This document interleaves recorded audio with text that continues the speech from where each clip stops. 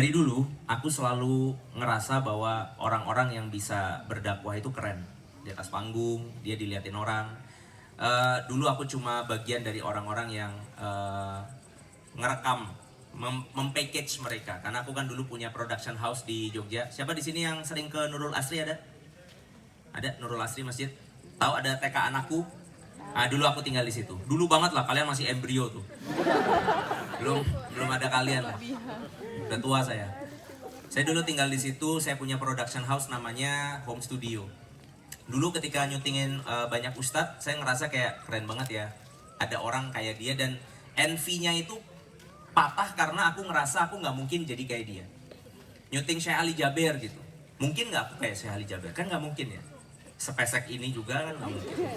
Bukan orang Arab gitu ya. Waktu itu aku berpikir bahwa yang namanya dakwah itu harus dilakukan sama orang-orang yang memang the chosen one. Memang sudah ditakdirkan untuk dakwah. Dia mungkin anak kiai, mungkin dia pesantrenan dari kecil, mungkin dia LC. Tahu LC? Lulusan Cairo tahu? Kalau aku lulusan COVID sih.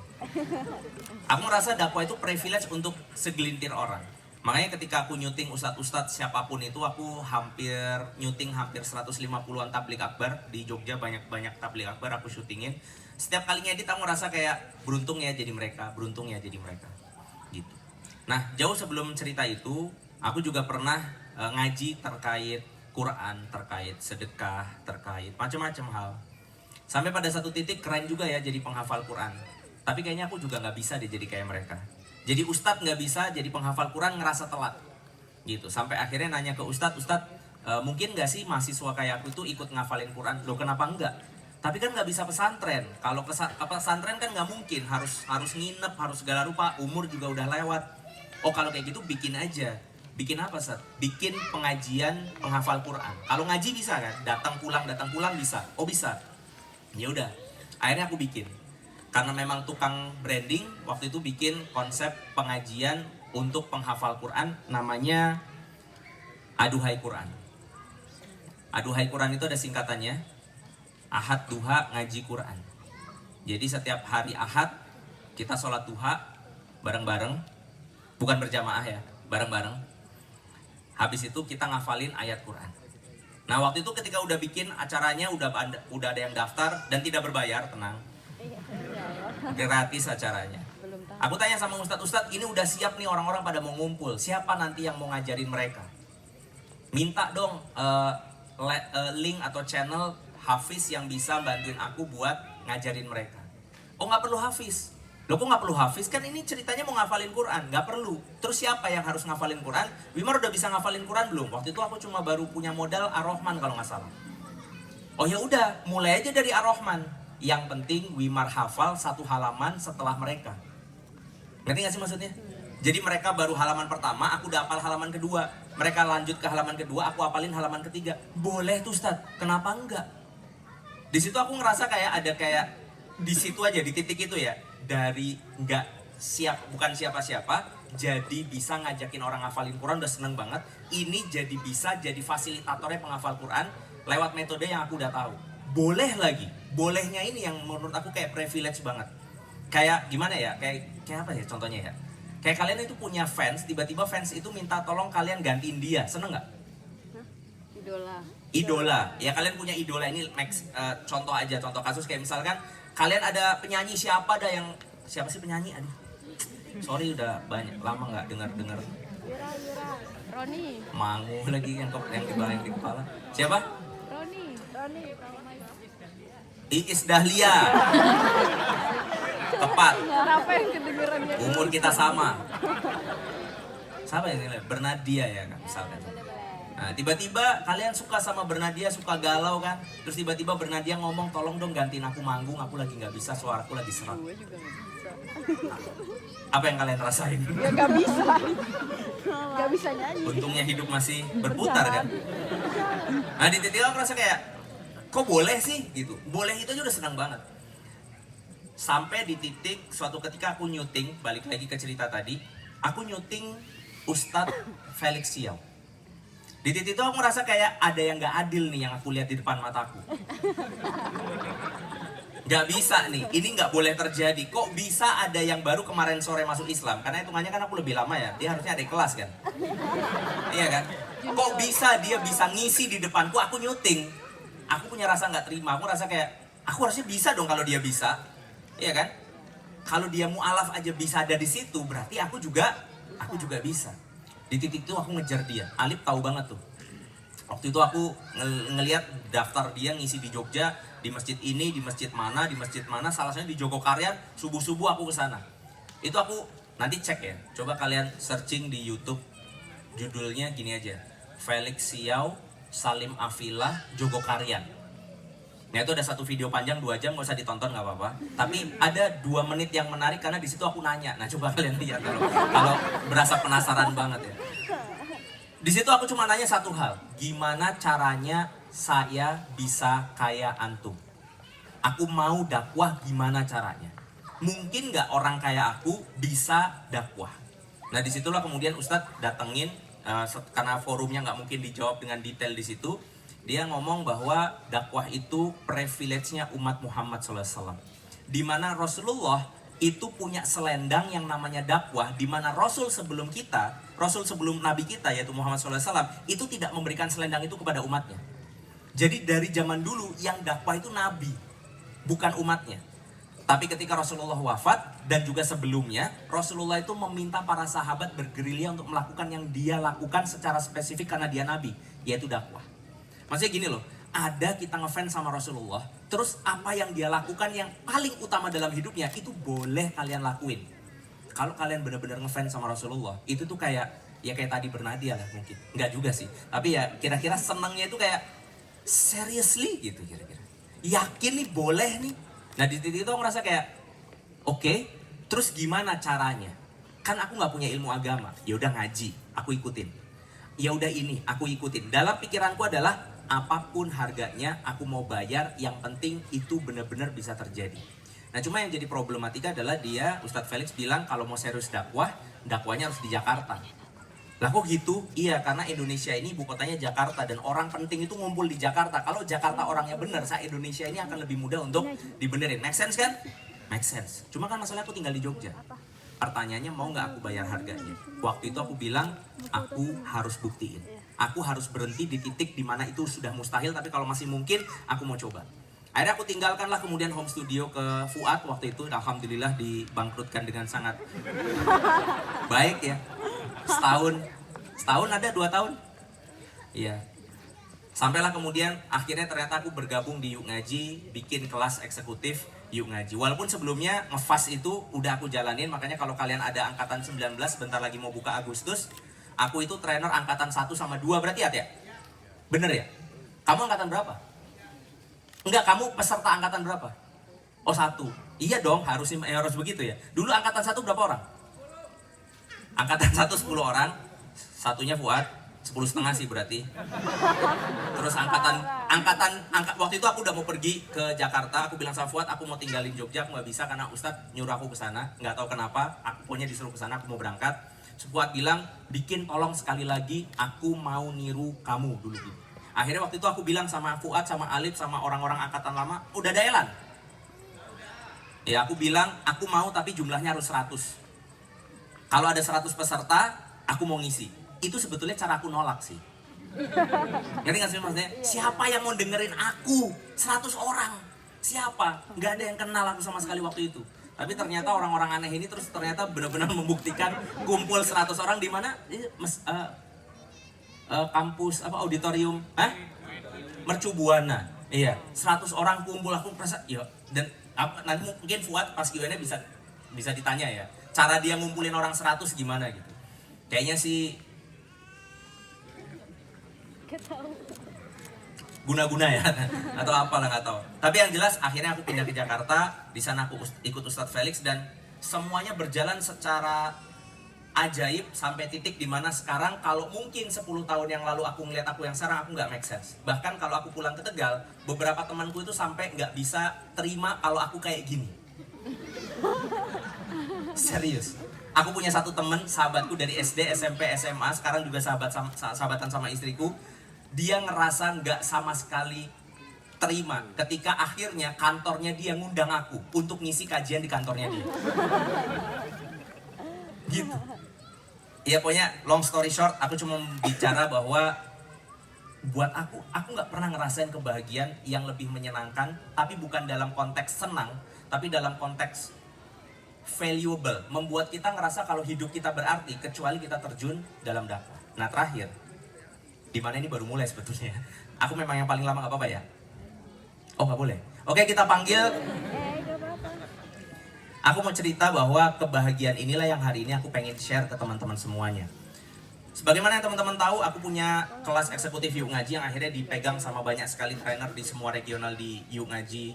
Ada 40-an regional.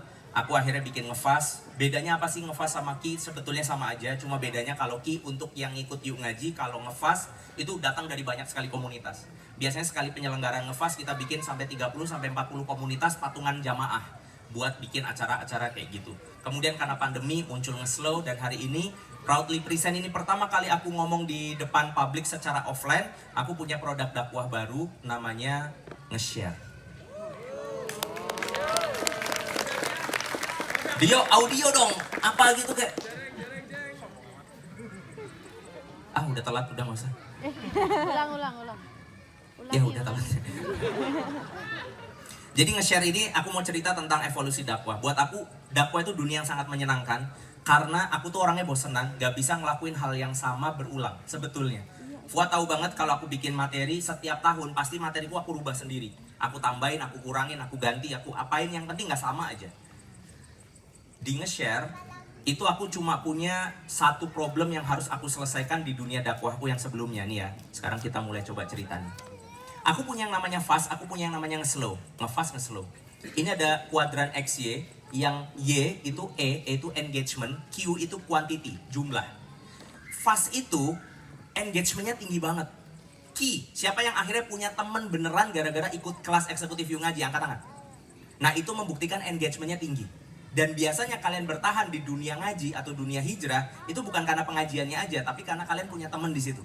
Nanti ya, itu fast tuh, atau Q. Itu engagementnya tinggi banget.